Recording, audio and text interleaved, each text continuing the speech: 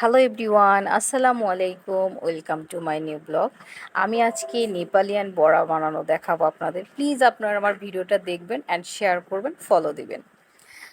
এই যে আমি মাছ সিদ্ধ দিয়েছি এখন।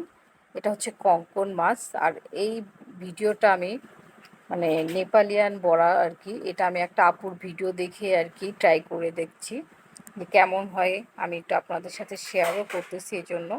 তো আমি বেগুনটা কিউব করে কেটে একটু লবণ আর পানি দিয়ে একটু ভিজায় রেখে ভালো করে পানিটা চিপে উঠালাম।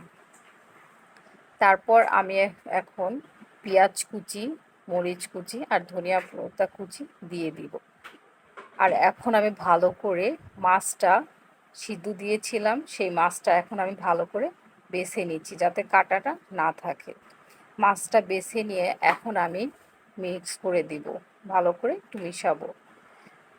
আর আমি যে ডালটা করে রেখেছিলাম সেই ডালটাও মানে ব্লেন্ড করতে দিয়েছি। আর এর মধ্যে আমি মশলা দিয়ে দিচ্ছি, হলুদের গুঁড়া, লবণ, গোলমরিচের গুঁড়া আর জিরার গুঁড়া দিব। এটা দিয়ে আমি একটু ভালো করে মাখাবো, মাখায় একটু রেখে দিব। তারপর আমি হচ্ছে ডালটা যেটা ব্লেন্ড করে রেখেছিলাম, এখন ওই ব্লেন্ড করা ডালটা আমি এখানে দিয়ে দিব। আর এই ভিডিওটা আমি হচ্ছে মানে একটা আপুর ভিডিও দেখতাম, তো আমি তার কাছ থেকেই শেয়ার করেছি, আমি ট্রাই করব দেখে আর কি। ওই আপু বলেছিল এটা নাকি ওনাদের ওইখানে অনেক ফেমাস বড়া, তো অনেক মজা, সবাই নাকি মানে বুঝতেই পারে না। বেগুন যেহেতু খাওয়া যাবে না, তারপর আমি আর কি ট্রাই করে দেখতেছি। তো আমি হচ্ছে চালের গুঁড়া দিলাম, চালের গুঁড়াটা দিলে একটু বেশি মচমচ করে, এই জন্য আর কি ভালো করে মাখায়। তো আমি কড়াইতে তেল দিয়েছি, তেলটা গরম হওয়ার পর আমি এখন ভাজতেছি। আপনারা প্লিজ আমার ভিডিওটা দেখবেন আর বাসায় ট্রাই করবেন।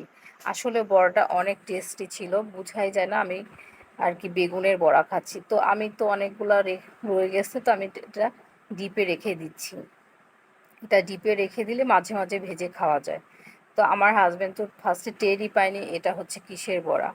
আল্লাহ হাফেজ, আপনারা একবার ট্রাই করে দেখবেন।